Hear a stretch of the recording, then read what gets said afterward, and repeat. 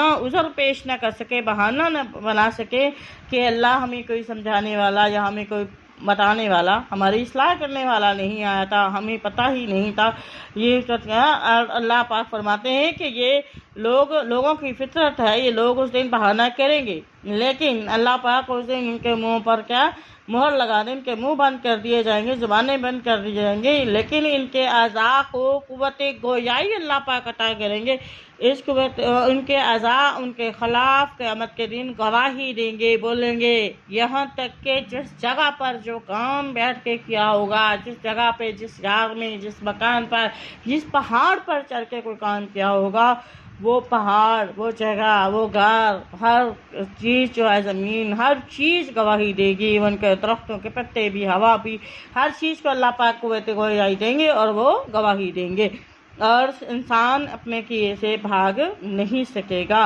वलन और यहाँ से सबसे बड़ी बात एक और भी है कि हम तो बोदर ही नहीं करते, हम जहमत ही नहीं करते इस बात को सोचें। हमारे कंधों पर 2 अल्लाह पाक ने फरिश्ते बिठाए हुए हैं जो हमारी नेकियां भी और हमारी बुराइयां भी सारी काउंट कर रहे हैं, लिख रहे हैं।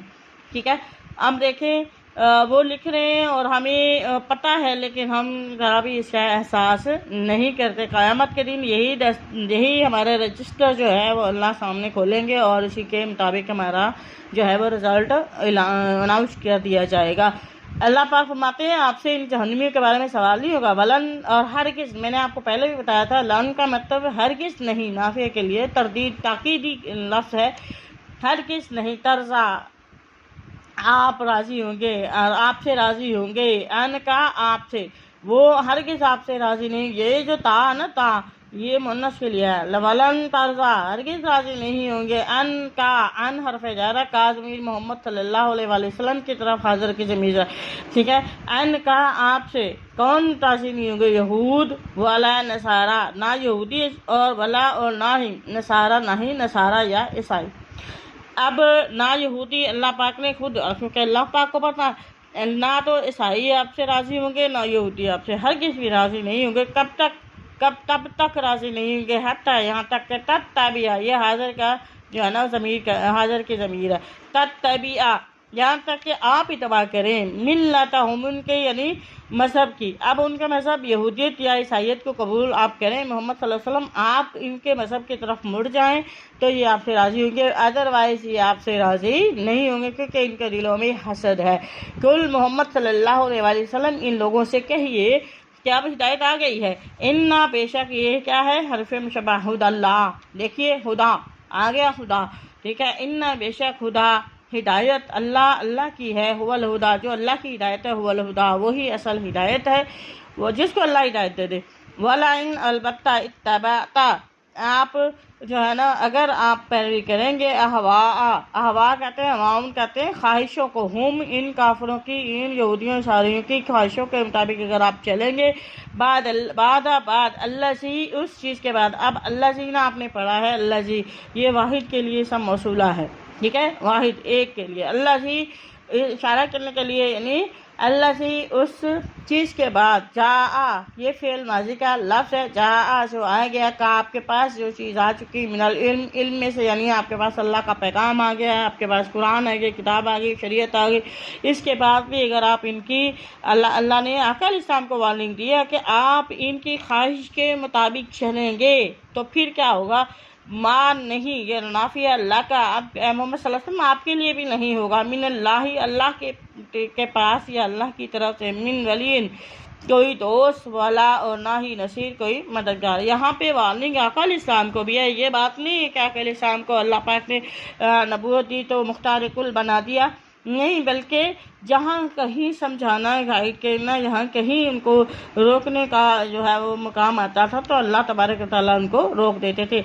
अब ये यहाँ देखिए अल्लाह पाक ने क्लियर वार्निंग दी है अकल इस्लाम को भी, फरमाया कि अगर आप इन यहूदियों और ईसाइयों की तबाह करेंगे, इनके ख्वाहिश के मुताबिक इनके दीन की तरफ मुड़ेंगे, कुरान और शरीयत मोहम्मदी सल्लल्लाहु अलैहि वसल्लम यानी इस्लाम आने के बाद, तो फिर आपको अल्लाह के यहाँ, अल्लाह की तरफ से कोई बचाने वाला, कोई दोस्त और कोई मददगार नहीं होगा, आपके लिए भी कोई मददगार नहीं होगा।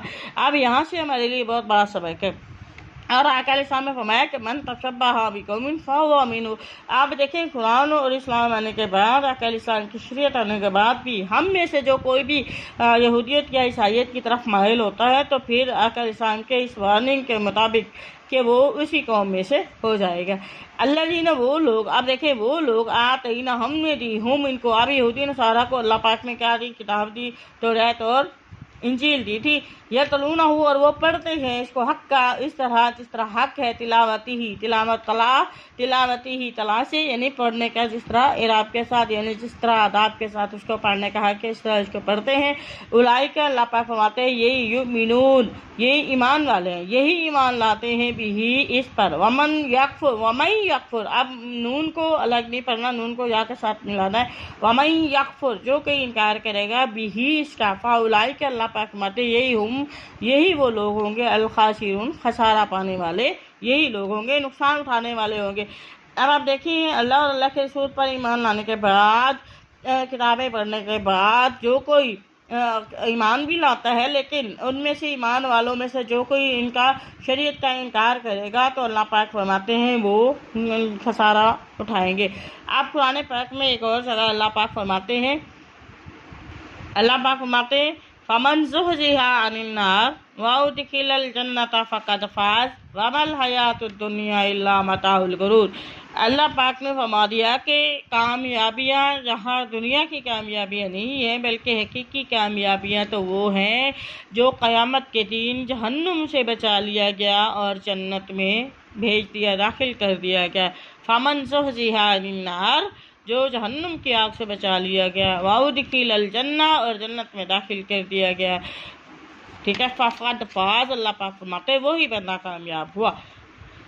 वमल हयात दुनिया, नहीं है ये दुनिया की ज़िंदगी इल्ला मगर मताउल गुरूर, ये दुनिया जो है सिर्फ़ और सिर्फ धोखे का सामान है। यहाँ लोग यहाँ की कामयाबियों के पीछे लगे पड़े हैं और यहाँ जो दुनिया की कामयाबियाँ हैं कोई कामयाबियाँ नहीं हैं। कोशिश कीजिए, आपके पास कोई और नेकी करने का रास्ता नहीं है तो कुरान को पढ़िए और कुरान को आगे नशर कीजिए, कुरान को शेयर कीजिए, ये भी एक सदका जारिया है। जिस तरह देखिए अल्लाह के रसूल ने फरमाया कि नेकी करने वाले का सवाब इसी तरह है जिस तरह नेकी का पैगाम देने वाले का सवाब इसी तरह जिस तरह नेकी करने वाले का, यानी आप इसके मुतबादिल भी देख लें। अगर नेकी का हुक्म देना यानी किसी को नेकी की तरफ माइल करना या नेकी के रास्ते की तरफ लगा देना, ऐसे ही है, ऐसा ही सवाब उसको मिलेगा जितना वो करने वाले को मिलेगा।